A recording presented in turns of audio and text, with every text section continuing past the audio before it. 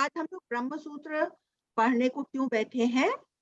क्योंकि हमको ये मालूम पड़ा है कि it is Brahma which has become this universe. तो पहले तो हम ये जानने को बैठे हैं कि कैसे ये ब्रह्म पूरा का पूरा यूनिवर्स बना है। ब्रह्म इज द इंस्ट्रूमेंटल कॉज। लिख लीजिए, it is the instrumental cause or the existential cause या निमित्त कारण। ब्रह्म is the instrumental or existential cause, जिसको कि हिंदी में बोलते हैं निमित्त कारण, as well as the substantial cause, the substance out of which this universe is molded. It is that Chaitanya consciousness. जैसे एक छोटा बच्चा है, वो अपने प्लेडो से खेलता है या प्लास्टिसिन से खेलता है, उसकी बहुत सी चीजें बनाता है, उसी तरह से उस परमात्मा ने इस पूरे यूनिवर्स को उस सब्सटेंस से बनाया है जो कि फुल्ली चैतन्य है। अब आपके ऊपर है कि आप वो चैतन्यता कितने अपने अंदर से रिफ्लेक्ट करते हैं। तो जो ह्यूमन बीइंग है उसके अंदर मन, बुद्धि, चित्त, अहंकार वगैरह है। तो जैसे कांच के ऊपर सूरज पड़ता है तो बहुत जोर से रिफ्लेक्ट करता है, उसी तरह से ह्यूमन बीइंग सबसे ज्यादा वो रिफ्लेक्ट करता है। ठीक है? तो it is our Brahma is our existential or instrumental or निमित्त कारण as well as our substantial power। मैं आपको एक और तरह से इसको प्रूव करती हूँ। देखिए, ये पूरा जगत कैसे बना है, आपकी लाइफ, आपका घर कैसे बना है। आपको एक थॉट आता है। क्या थॉट आता है? कि भाई मुझे पर्दे आज लगाने हैं घर में। ये थॉट पहले आया तो आप बाजार गई, फिर आपने दर्जी को बुलवाया, फिर आपने रॉड्स खरीदे, फिर आपका पर्दा टंग गया। किसका बना हुआ है? Out of thought. बना है कि नहीं? Out of thought. पूरा संसार थॉट से बना हुआ है। पहले ह्यूमन बीइंग्स थे, वो झोपड़पट्टी बनाते थे क्योंकि उनका थॉट ही वहां तक जाता था, है ना। झोपड़ी बनाते थे, है, थैच की झोपड़ी बनाते। आजकल वो ही माइंड स्काई स्क्रेपर्स बनाता है। किससे बने हैं? थॉट से बने। पूरा संसार थॉट से बना है, कॉन्शियसनेस से बना है। This is just to prove to you कि इट इज नॉट समथिंग कि ऐसे ही बोली जा रही है। This thing can be proved, hard and fast proof can be given that the whole thing is made out of chaitanya. हाँ, अब सवाल उठता है, आप लोग तो सवाल पूछते नहीं है ना, अब मैं ही आपकी तरफ से सवाल पूछ लेती हूँ। तो सवाल ये है कि ब्रह्म जो सच्चित आनंद था, उसने ये ऐसा जगत कैसे बनाया है जिसमें कि हर at every turn there is misery. You can just see hundreds of people who are miserable. तो ऐसा कैसे बनाया है? वो तो सच्चित आनंद है। तो इसका जो जवाब वेदांत देता है वो ये है कि it has not really got converted into this diverse creation, but it appears to have got converted। कैसे?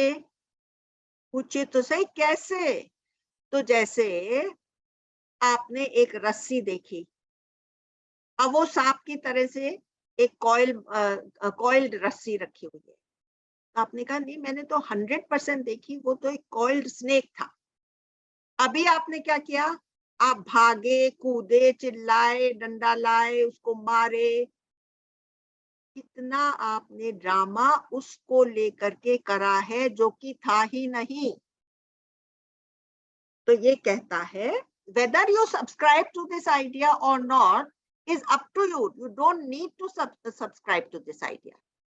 As you will see, कि Sanatan Dharma is so wide that it accepts everybody's every point of view and allows it to be in its own fold, in spite of being totally opposite of what it is telling us.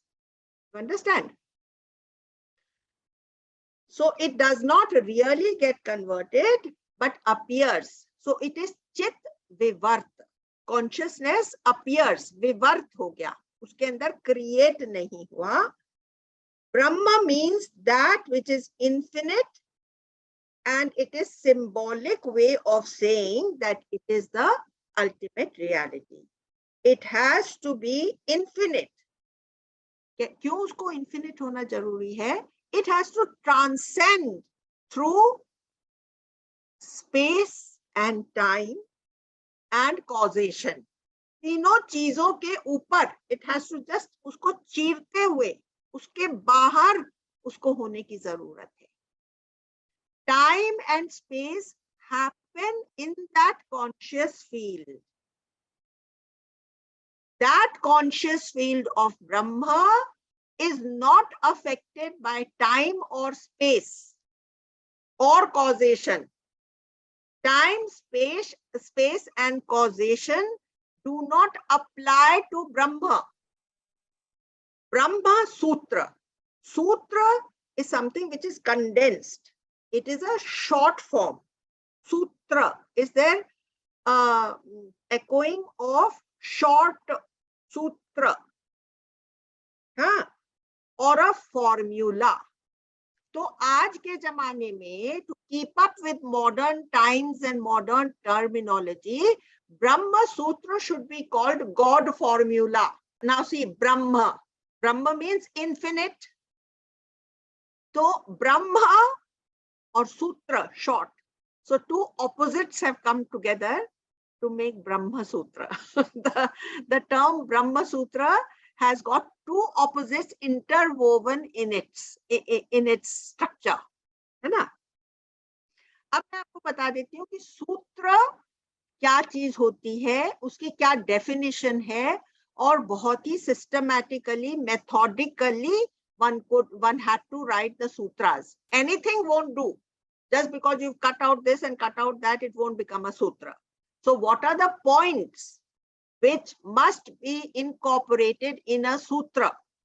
वो देखिए कितने बहुत ही ज्यादा गहरे points हैं जो कि सूत्र को बहुत ही एलिवेटेड स्थान देता है.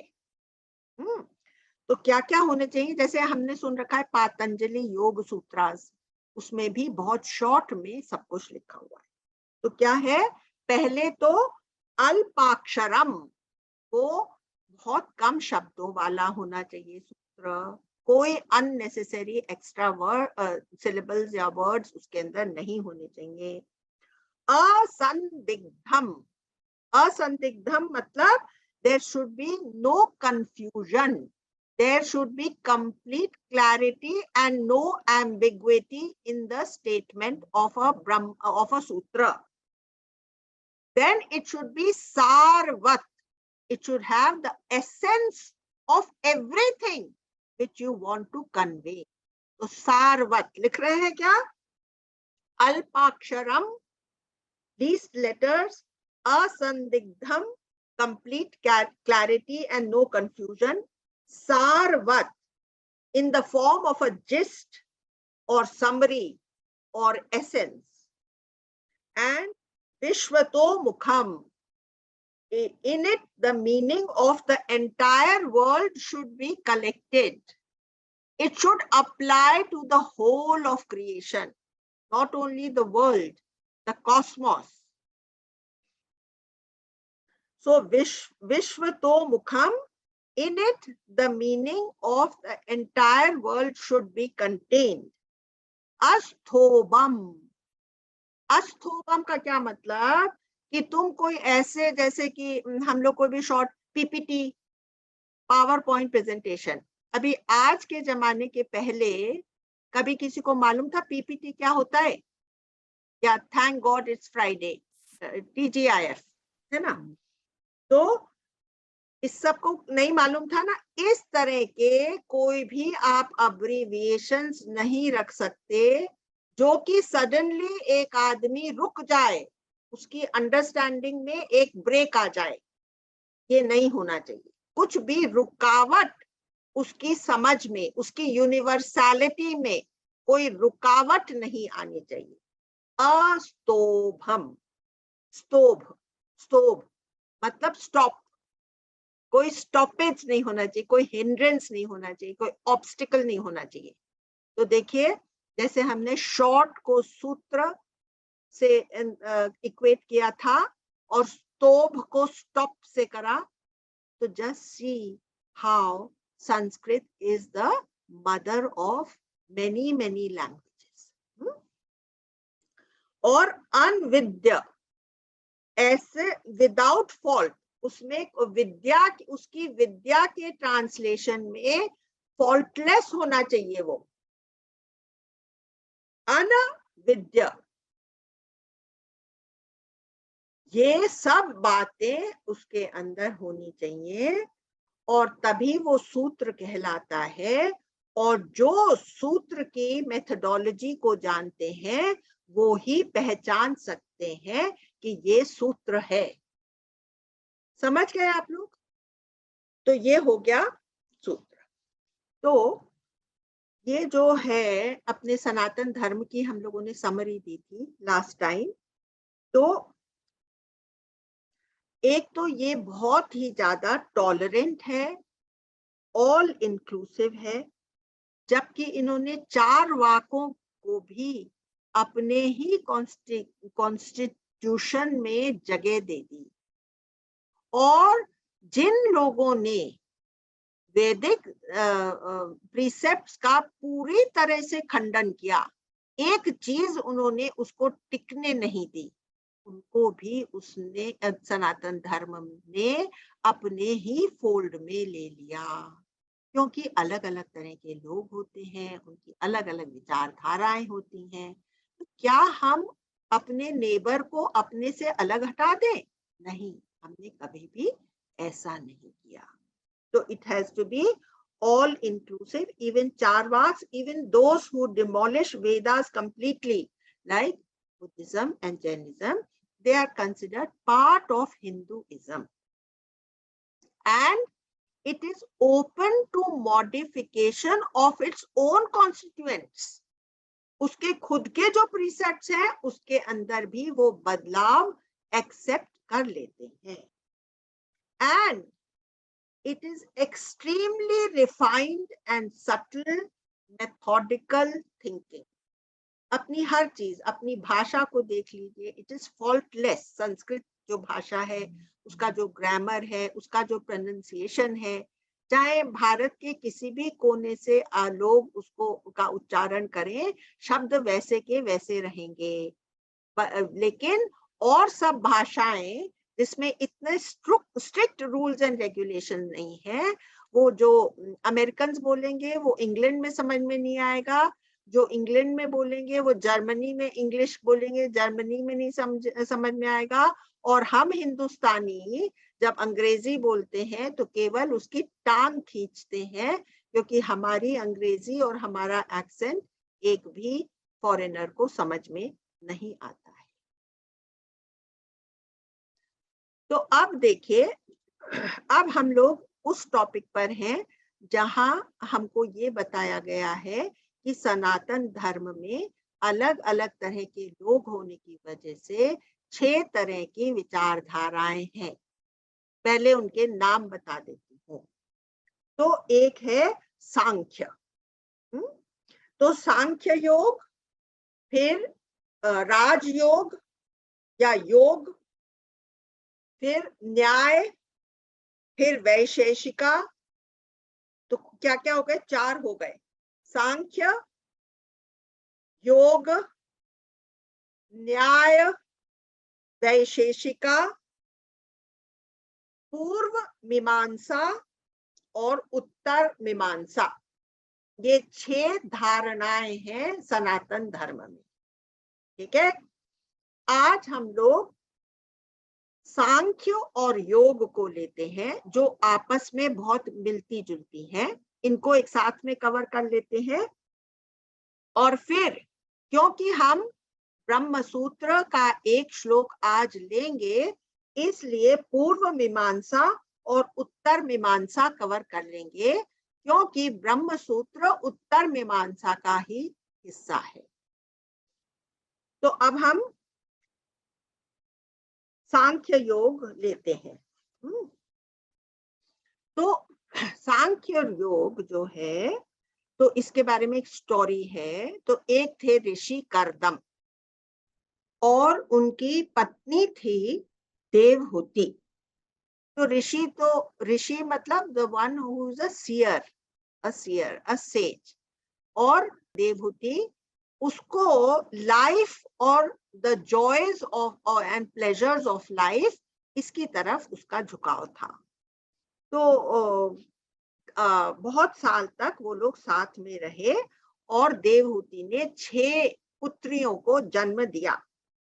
और फिर कर्दम ऋषि बोले कि now I want to go away for higher contemplation.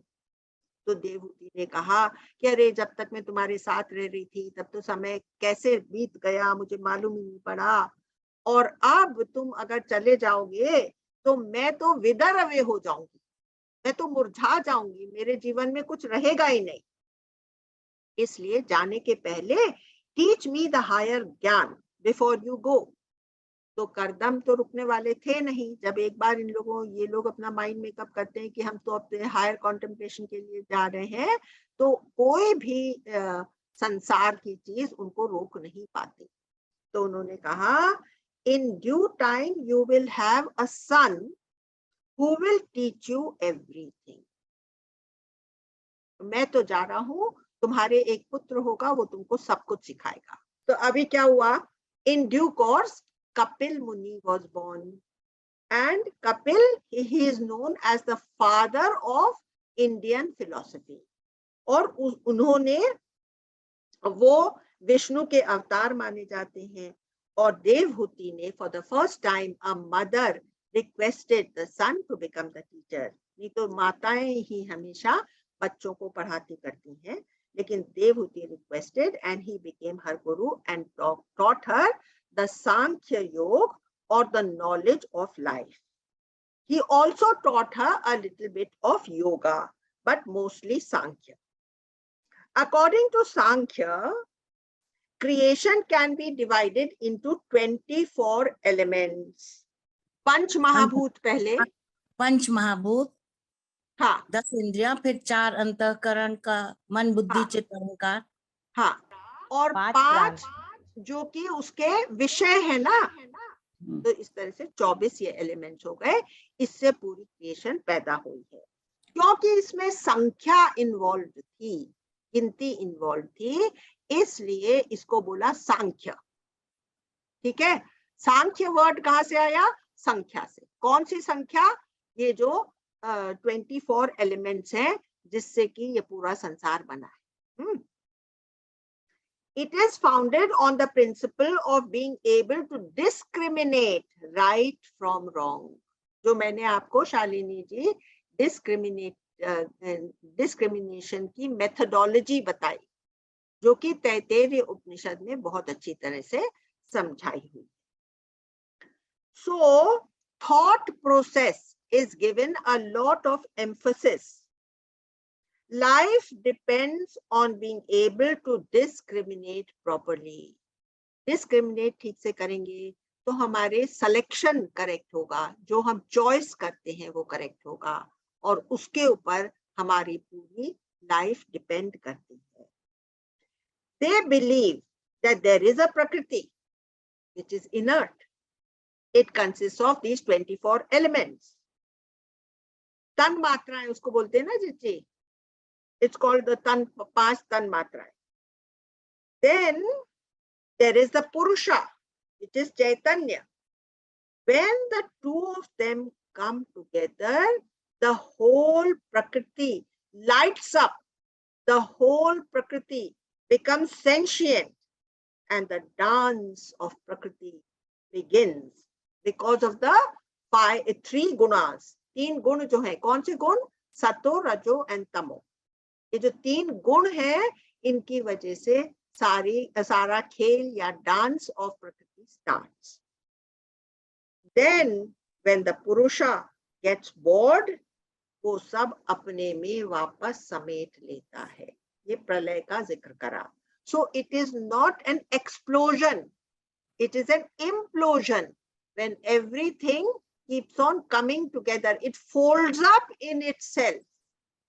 जब प्रलय के समय सारी creation it folds up in itself, it is called implosion, not explosion. फूट नहीं जाती है, it implodes and becomes a tiny grain of sand. This entire cosmos can become a tiny grain of sand. Understand? तो ये हो गया सांख्य philosophy. अब हम लोग योग फिलॉसफी कर लेते हैं। योग philosophy comes from the root use. Use मतलब उसके साथ जुड़ जाना। जैसे एक बैलगाड़ी में बैल को जोड़ लेते हैं, वैसे ही एक योगी अपने आप को सबसे जोड़ लेता है। सारी क्रिएशन उसको ये फील होने लगता है ये मेरा ही एक हिस्सा है।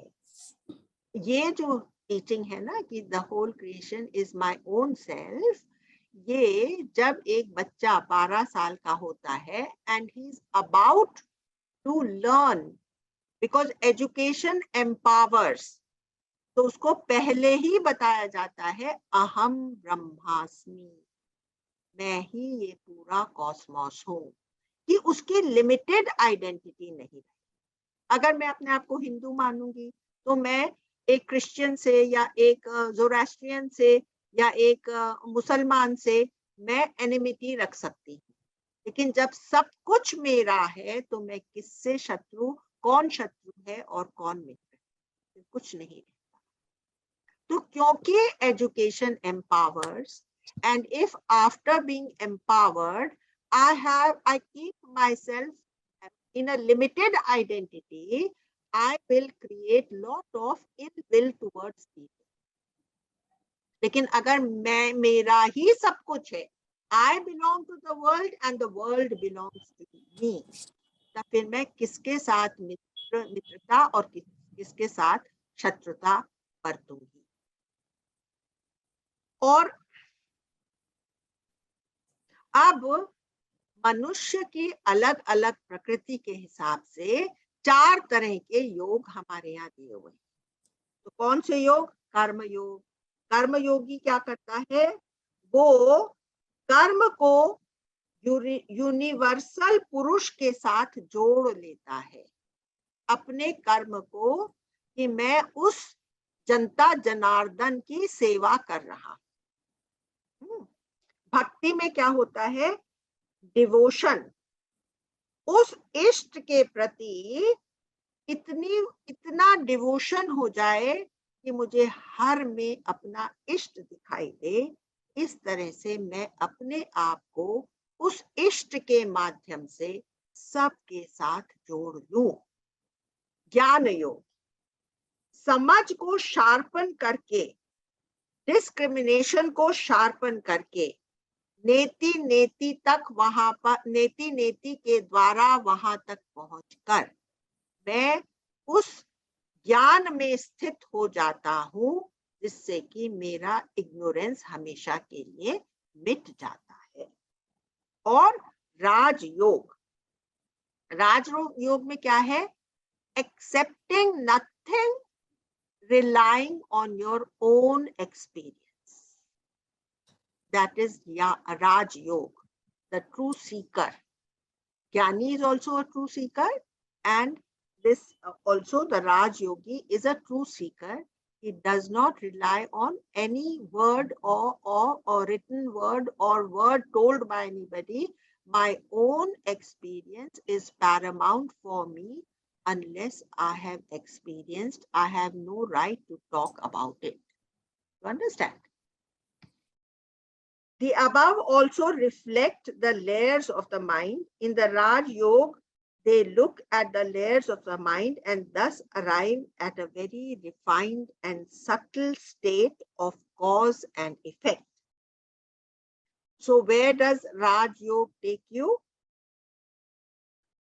Know the mind. What are the steps? 1, know the mind.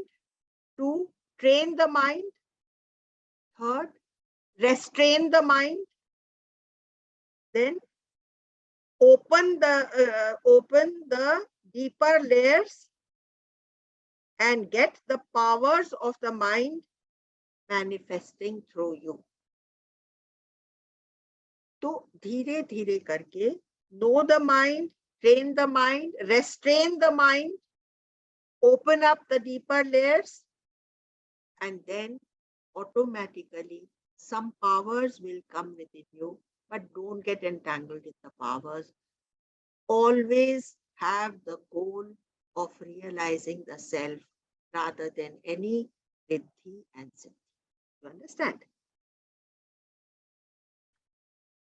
Now, imagine that your mind is like a wild horse. It's running and running, but you are an expert rider. Now, you have to bring the horse to a complete standstill. That is what is Raj Yoga, and that is why you have to restrain the mind. When it comes to a total standstill position, then you are automatically in samadhi. And in that state, the person knows what he really is. And that stage is known as mukti, freedom or liberation. अभी हम लोगों ने अपने वेदांतिक meditations में उस state को experience किया है by making the mind quiet for just the 10 minutes of the meditation. Now become very alert and know where you are. Where are you? What is this place? What is this field?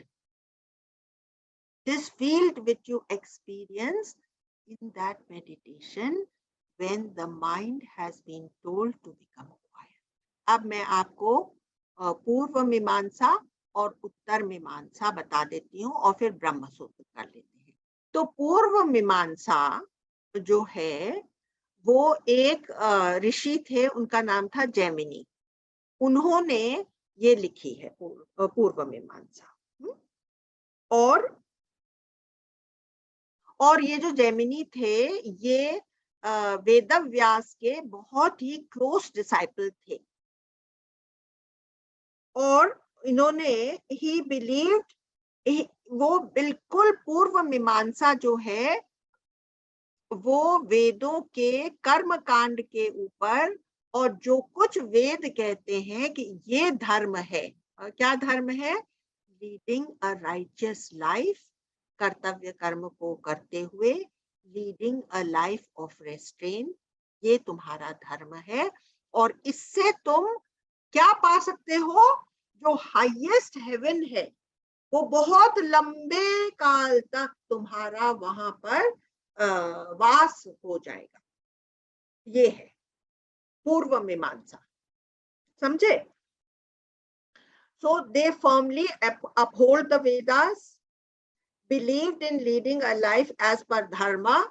Dharma kya dharma? That which has been outlined in the Vedas. Righteousness and rituals. There is a clear methodology, very refined thinking, clear methodology of how to interpret the Vedas. तो वेदों में बहुत से statements हैं. तो ये statement यहाँ पर ऐसा आया, यहाँ पर वैसा, यहाँ पर वैसा. तो तुम्हारा थिंकिंग ऐसा होना चाहिए कि it can find a samrasta in all the statements which appear to be contradictory also. Something stands out. ये उसके साथ नहीं मैच कर रहा है, तो तुम्हारी थिंकिंग में कोई कमी है।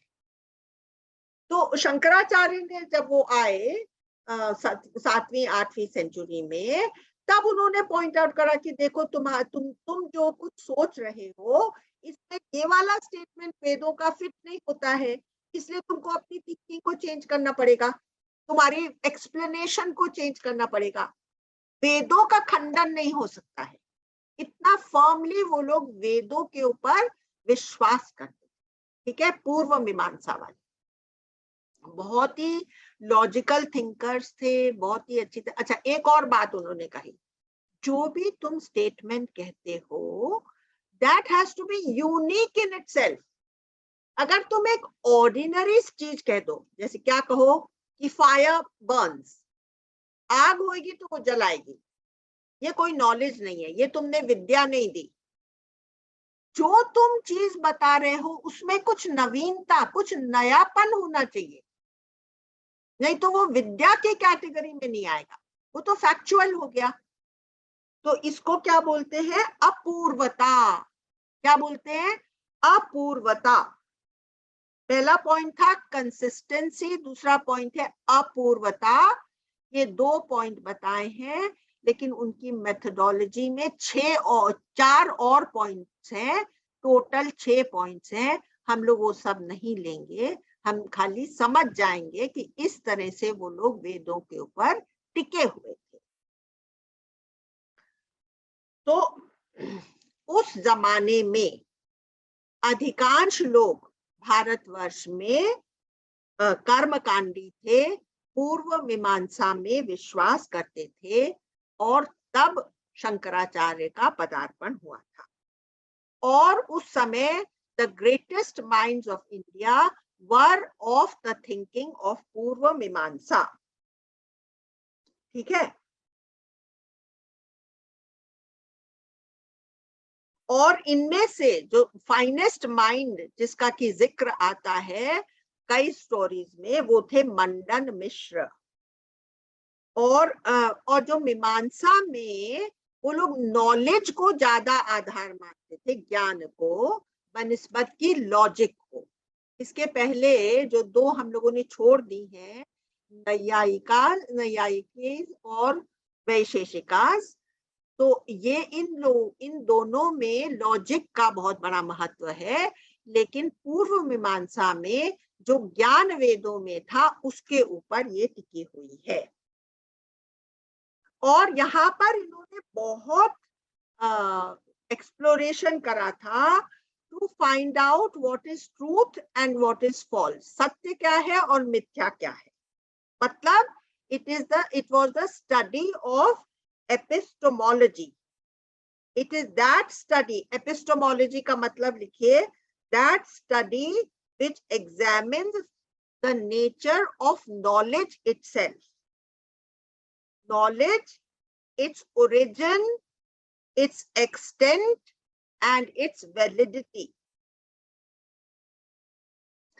अब ये मीमांसा वाले, पूर्व मीमांसा वाले मानते हैं कि जो संसार है वो सत्य है और शाश्वत है, आत्मा भी शाश्वत है, और वह मतलब जीव आत्मा जो है वो भी शाश्वत है। कोई ना कोई प्लेन ऑफ एग्जिस्टेंस पर उसका हमेशा वास रहता है, according to my karmas. So there are several planes of existence according to the पूर्व मीमांसीज। और वो क्या कहते हैं कि there is a gross plane which is the functional plane that we live in, then there is another plane which is subtle, then subtler, and then subtlest.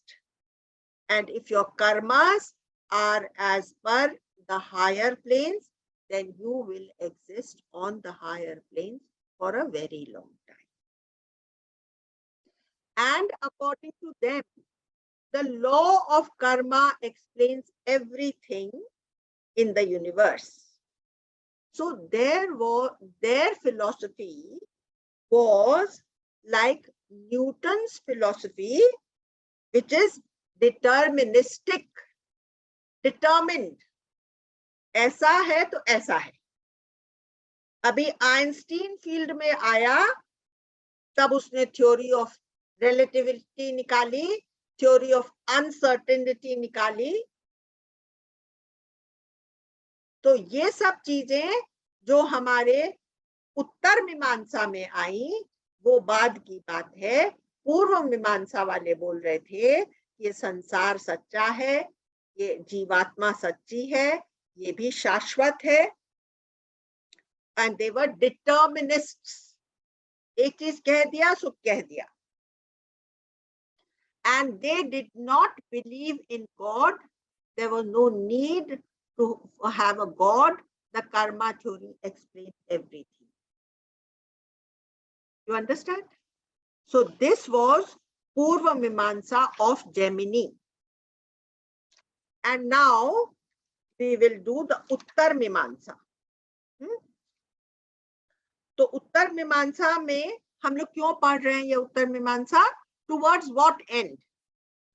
सबसे पहला सवाल उठता है कि हम ब्रह्म सूत्र क्यों कर रहे हैं, टुवर्ड्स व्हाट एंड? तो जैसे फिजिसिस्ट हैं, फिजिसिस्ट तो वो फिजिक्स क्यों पढ़ते हैं?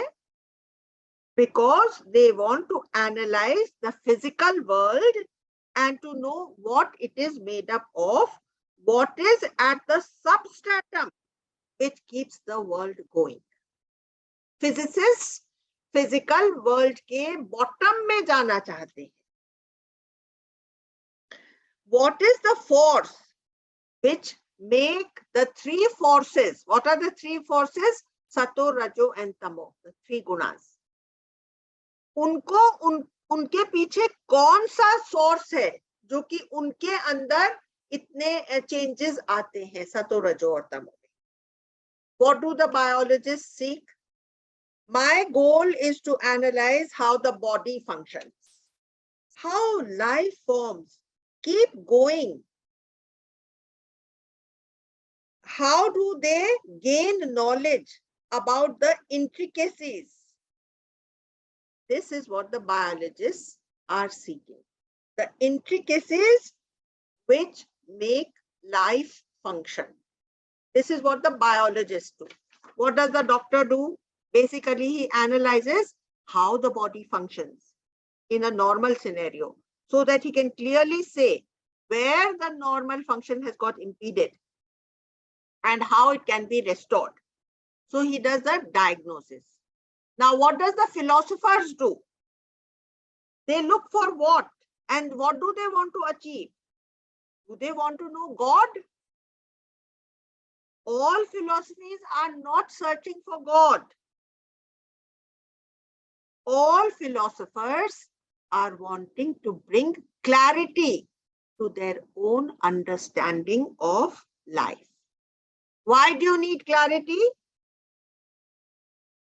Because when there is clarity of thought, then your own doubts are removed. संशय मिट जाते हैं, improbabilities मिट जाते हैं और contrary notions मिट जाते हैं. तो क्या क्या चीजें हैं? संशय, असंभावना या विपरीत भावना, ये तीन चीजें क्लैरिटी से मिट जाती हैं.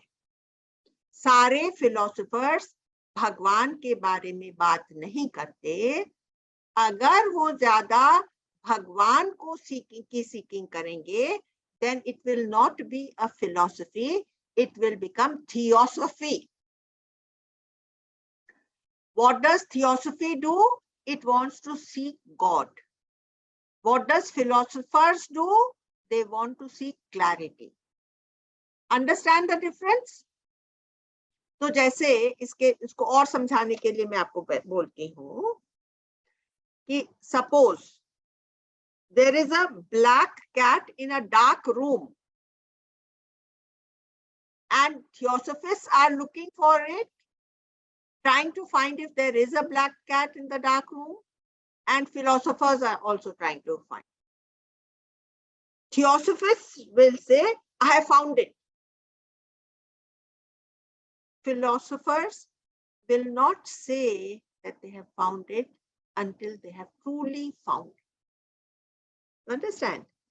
So theosophy rests on faith or belief, whereas philosophy rests on its own experiential clarity. Okay?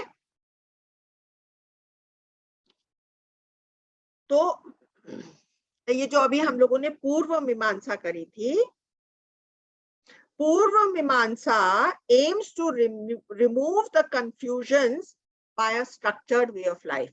ऐसा ऐसा करो, अगर तुम्हारे ये डिजायर है और तुमको एक पुत्र चाहिए तो फलाना रिचुअल करो, और अगर तुमको धन धान्य चाहिए तो तुम ऐसा करो, अगर तुमको रेंज चाहिए तो तुम ये वाला यज्ञ करो, अगर तुमको नेचर का फ्लोरा और फौना इंप्रूव करना है तो तुम ये पाठ पूजा करो, और बहुत ही रेस्ट्रेन्ड और राइचियस लाइफ लीड करो और तुम्हारी लाइफ सुलझी हुई रहेगी। ये पूर्व मीमांसा वाले थे। अब मैं आपको एक छोटा सा एक स्टोरी बताती हूँ जो आज के जमाने की। तो हम लोग सभी कहते हैं कि भाई ये सब क्या है, इससे थोड़ी कोई अगर हम यहाँ पर बैठ करके एक वो करें कि आम के पेड़ में और फल लग जाएं तो उससे उसके लिए हम पूजा करें, तो पूजा से हमको नहीं समझ में आता है कि क्या डिफरेंस होगा, क्योंकि हम मेटाफिजिकल चीजों को बिलीव करने को तैयार नहीं है।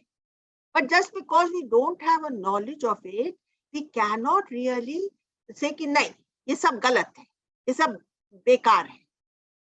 ऐसा हमको नहीं बोलना चाहिए। There are some things in the metaphysical way of living also, क्योंकि कई बार ऐसा अप्रूव हुआ है कि जब यज्ञ किया वर्षा के लिए तो सचमुच वर्षा हुई, इस तरह से ये प्रूव हुआ है।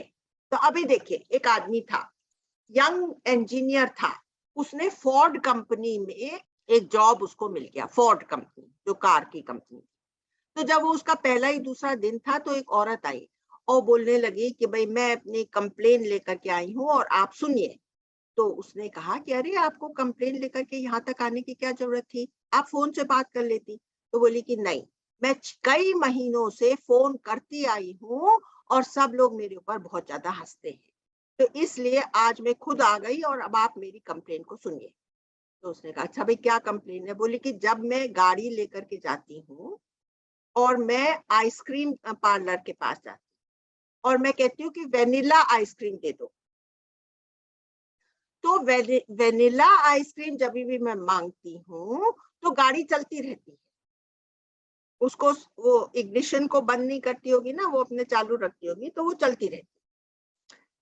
जैसे ही मैं चॉकलेट मांगती हूँ तो थोड़ी देर के बाद गाड़ी बंद हो जाती है। तो वो बोला कि अरे ये क्या बात कह रही हो, गाड़ी को कैसे मालूम हो सकता है कि वो तुम चॉकलेट मांग रही हो कि तुम ये मांग रही हो, वेनिला मांग रही हो, गाड़ी तो नहीं ये बात जानती। अरे लेकिन तुम मेरे साथ चल करके देख लो ना।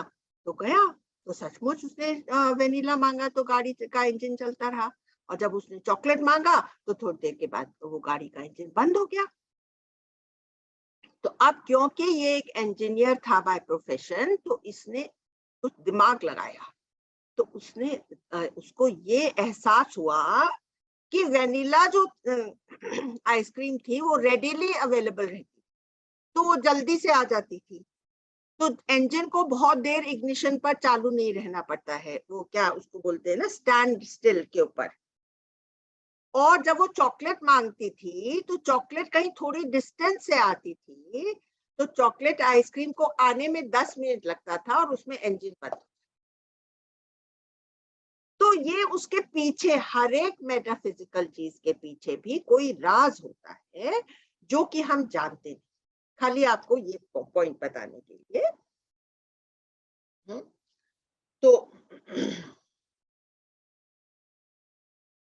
तो पूर्व मीमांसा में क्या करते हैं कि it prescribes a lifestyle which would be achieved in a holistic, sustainable fashion, and the concentration is on rituals and karma kand found in the Vedas.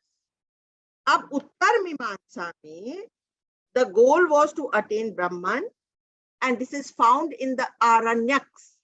Aranyak मतलब उपनिषदों में, जो कि वेदों के ही हिस्से हैं. And the two inquiries are in different directions.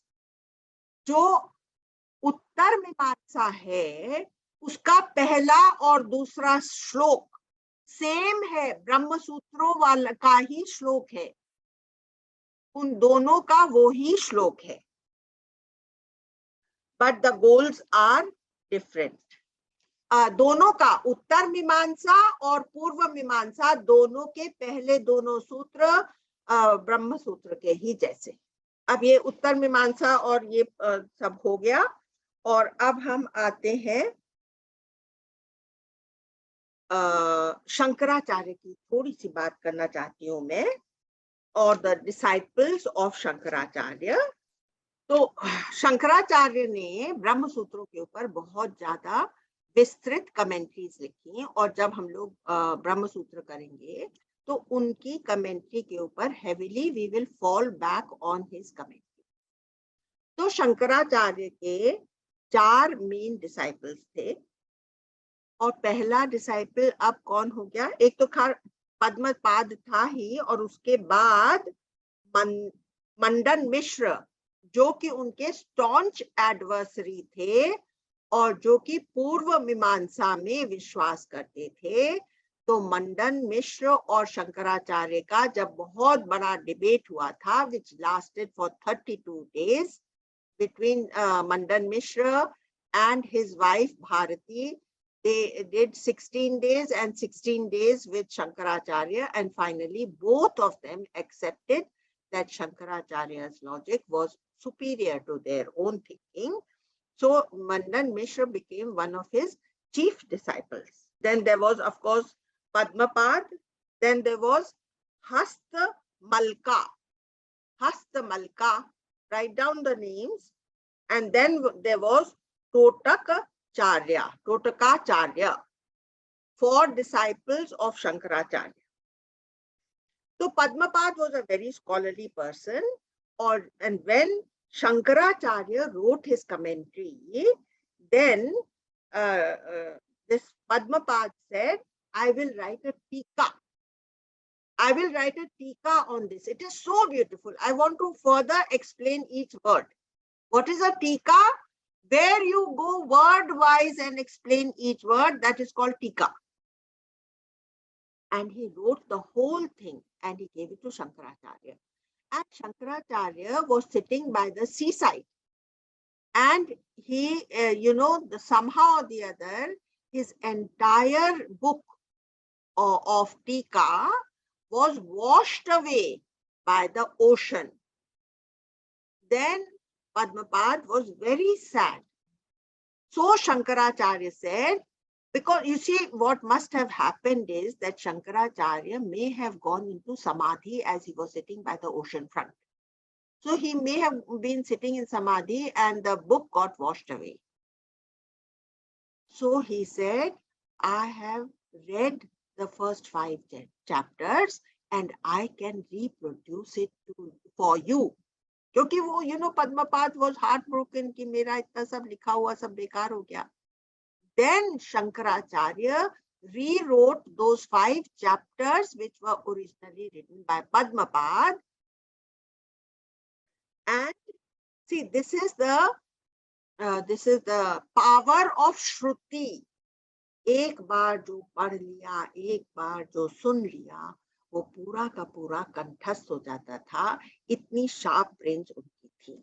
अब एक ये Vachaspati Mishra, he also wrote a gloss on Shankaracharya's commentary. So Vachaspati Mishra was considered Sarva Tantra Swatantra, क्योंकि उन्होंने 6 फिलोसफीज के बारे में कमेंट्रीज लिखी, लेकिन 6 की 6 फिलोसफी से वो अछूते रह गए. He did not get colored by any of the philosophies on which he wrote the tikas. So what is he called? Sarva तंत्र स्वतंत्र. Who is this? Vachaspati Mishra.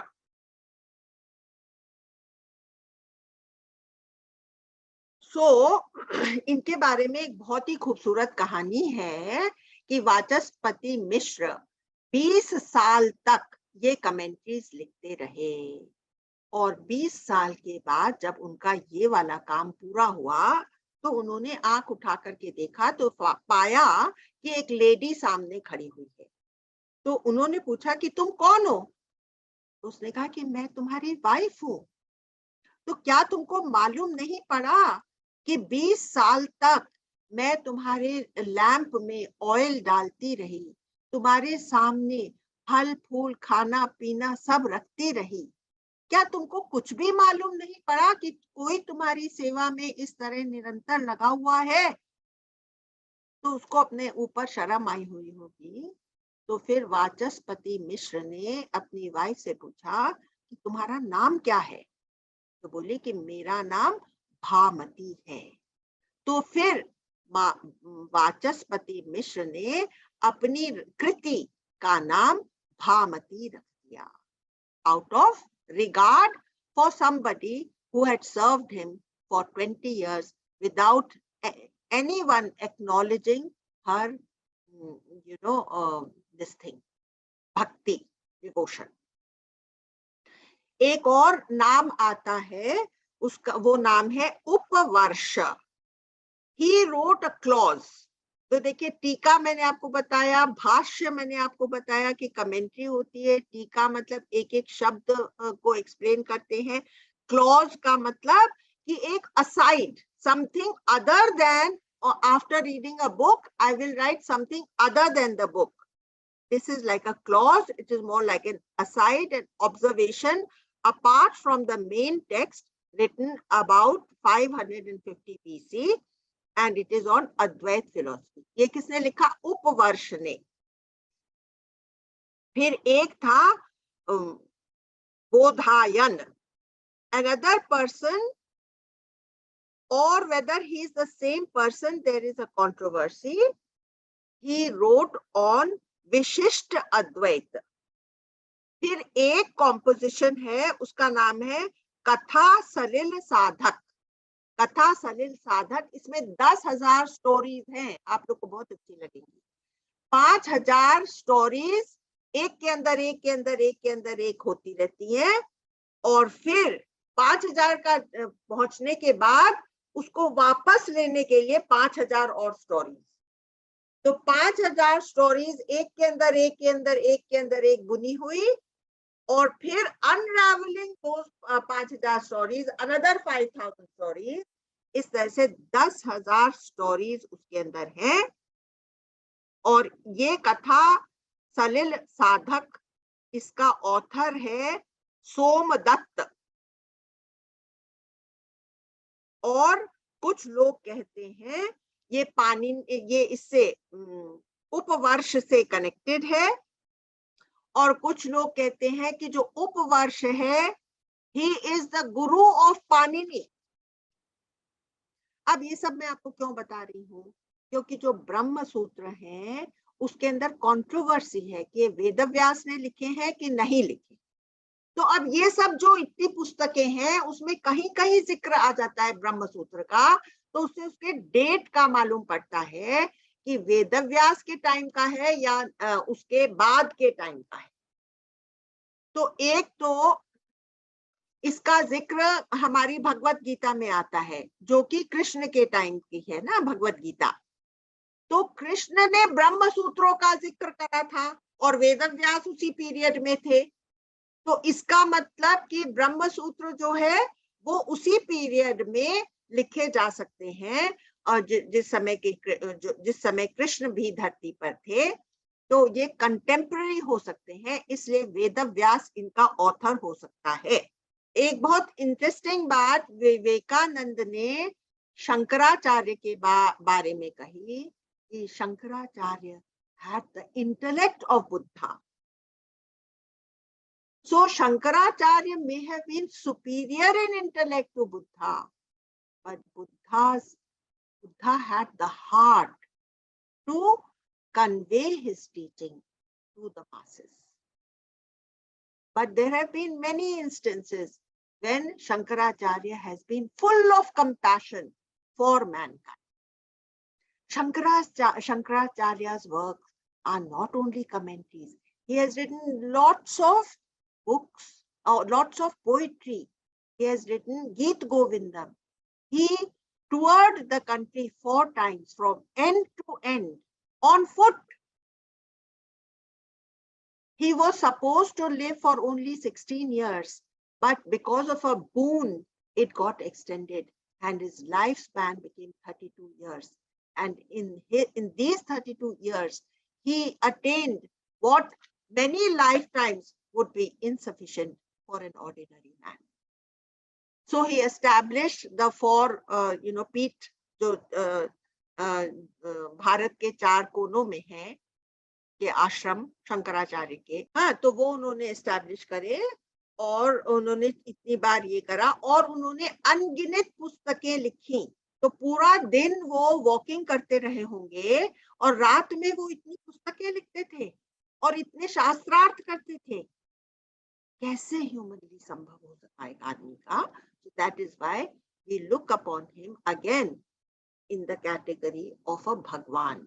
आदि शंकराचार्य मतलब भगवान के दर्जे में, because he was super human, just like Vedvyas was super human, Shankaracharya was also super human. अब हम लोग ब्रह्म सूत्र का पहला वर्स करते हैं। अथातु ब्रह्म जिज्ञासा। अब ये सूत्र है और सूत्रों के बारे में वो लोग जो ऋषि जो कि सूत्र कंपोज करते थे वो इतना ध्यान देते थे कि अगर आधा सिलेबल भी कम हो जाए तो उनको इतनी खुशी होती थी। जैसे अपने घर में एक संतान पैदा हो तो ऑर्डिनरी गृहस्थ को कितनी खुशी होती है, उतनी खुशी उनको होती थी अगर वो आधा सिलेबल अपने सूत्र में से हटा पाते। तो इस वजह से सूत्र जो है बहुत ही क्रिप्टिक हो गए, बहुत ही शॉर्ट हो गए, and it has to be understood by someone who can explain and elaborate on it. अब इसका लिटरल मीनिंग क्या है? हेंस अथातु ब्रह्म जिज्ञासा, hence it is to be undertaken thereafter a deliberation on Brahman. Hence thereafter a deliberation on Brahman. तो अब ये जो 3 शब्द है, hence thereafter deliberation, 4 शब्द, deliberation on Brahma. thereafter जो शब्द है इसका क्या मतलब है कि उसके बाद कोई चीज का सीक्वेंस चल रहा है, उसके बाद, तो इसका कोई बिगिनिंग नहीं है, कमेंसमेंट नहीं हुआ है, कुछ चीज चलती आ रही है, उसके बाद ब्रह्म की जिज्ञासा, कोई चीज चल रही है। thereafter you come to a state of Brahma Jigyasa. It is not a thing that can be started. It is a continuous process. जैसे कि हम लोग जब कुछ चीज स्टार्ट करते हैं तो हम कहते हैं ना कि कोई मुहूर्त देख लो, ऑस्पिशियस टाइम पे स्टार्ट करो। लेकिन ब्रह्म विद्या के बारे में ये है कि जब भी तुम इसको स्टार्ट करते हो तो वो समय ऑस्पिशियस ही हो जाता है, क्योंकि तुम अपने जीवन के लिए अनंत पॉसिबिलिटीज खोल रहे हो। एक हायर प्रस्थान की बात तुम्हारे जीवन में आ रही है। thereafter का मतलब है कि कुछ प्रायर प्रिपरेशन रही होगी। तो अब जो तुम्हारा सम टोटल है वो ब्रह्म की तरफ मुड़ रहा है, वो इंटरनलाइज हो रहा है। लेकिन इसका ये मतलब नहीं है कि इसके पहले हमको वेदों को पढ़ना जरूरी है, या हमको रिचुअल्स करना जरूरी है, या हमको चक्रों को जानना जरूरी है, या उपनिषदों को पढ़ना पठन पाठन जरूरी है। इन किसी भी चीज की रियल रिक्वायरमेंट नहीं है। जो तुमने जीवन बिताया है, उसमें तुमने जो जीवन के लेसन सीखे हैं, उससे जो तुम्हारे अंदर वैराग्य आया है, वो जरूर जरूरी है, उसकी रिक्वायरमेंट है। क्योंकि नहीं तो तुम ये जो माया जाल है, जो प्लेजर सीकिंग है, उसमें फंसे रहोगे। लेकिन जीवन से जो खटास आती है, जिसको मैं कल तक इतना प्यार करती थी, जब वो ही दूसरा बन जाता है, मुंह मोड़ लेता है, इस सब से जो खटास आती है, जो वैराग्य आता है, जिस स्टेज पर वो वैराग्य तुमको लेकर के आता है, उसकी जरूरत है। इसलिए thereafter, you understand the word thereafter, why it is there. इसके अलावा जब तुम सपोज तुम्हारे जीवन में कोई खटास नहीं आई, लेकिन तुमने ये तो देखा ना कि हर प्लेजर जिसकी तरफ तुम भाग रहे थे, वो कितना शॉर्ट लिव्ड है। भाई मुझे तो फलानी ब्राउनी खानी है with chocolate sauce and hot chocolate sauce and ice cream, लेकिन कितनी देर तुम उसका टेस्ट ले सके। और क्या तुम आइसक्रीम पे आइसक्रीम खाते जा सकते हो? क्या तुम्हारे सिस्टम के लिए सूट करेगा? क्या तुम्हारे मन को भाएगा? So when you realize all pleasures are short-lived, धन के पीछे भाग रहे हो, but when you realize that धन, दौलत, prosperity does not bring happiness, तुम पैसे से सोने का पलंग खरीद सकते हो, लेकिन तुम नींद नहीं खरीद सकते। तुम पैसे से दवाइयां खरीद सकते हो, लेकिन तुम हेल्थ नहीं खरीद सकते। तुम्हारा लाइफस्टाइल, अब तुम्हारा लाइफस्टाइल जब चेंज होने लगता है तुम्हारे खुद की समझ से, देन ब्रह्म की जिज्ञासा, देयर आफ्टर। और तुम ये जानते हो कि सारे रसों के पीछे भागना सुपरफिशियल है। अब थोड़ा सा और गहरे उतरिए, और अब हम देखते हैं कि भाई मैं आया कहां से, ये लाइफ में रखा क्या है, मेरा सोर्स क्या है, मेरी डेस्टिनी क्या है, मेरा गोल क्या होना चाहिए। जब इस तरह के सवाल उठते हैं, देन ब्रह्म जिज्ञासा। You understand? गहरे उतरिए, सोर्स क्या है। फिर हमारे को एक श्रद्धा होनी चाहिए कि जो हमारे शास्त्र कह रहे हैं, कहीं से तो हमको शुरुआत करनी पड़ेगी। जो हमारा गुरु कह रहा है, हम फाइनली हम कम से कम इस भाव से तो आते हैं कि यहाँ से हमको मिल सकती है विद्या, कोई तो हमको बताएगा, उसमें श्रद्धा हो।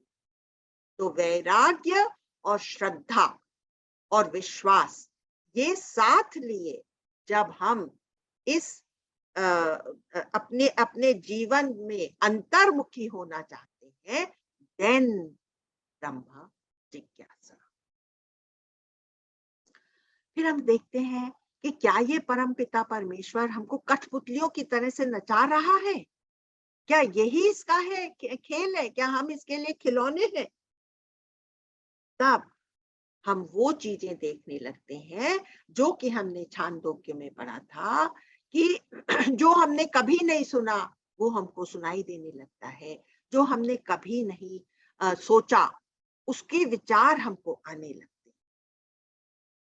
फिर हम ये सोचने लगते हैं कि जिसको मैंने अपना आप माना, ये शरीर, हो सकता है कि I am wrong in thinking of that as my identity.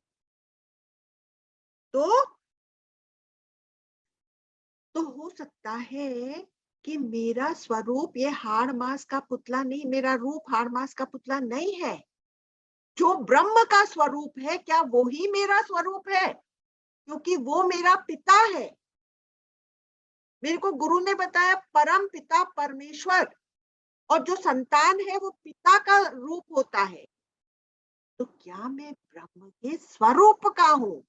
ब्रह्म का रूप तो नहीं होता, लेकिन स्वरूप होता है। तो देखिए, इस एक सेंटेंस में अथातु ब्रह्म जिज्ञासा सारे उपनिषदों का सार आ गया है।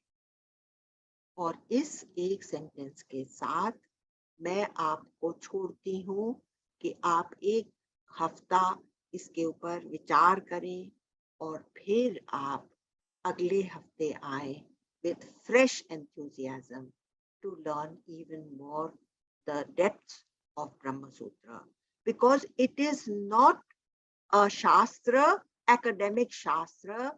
It will take us step by step to the realization of my own true reality. Okay, see you next Tuesday. Thank you so much.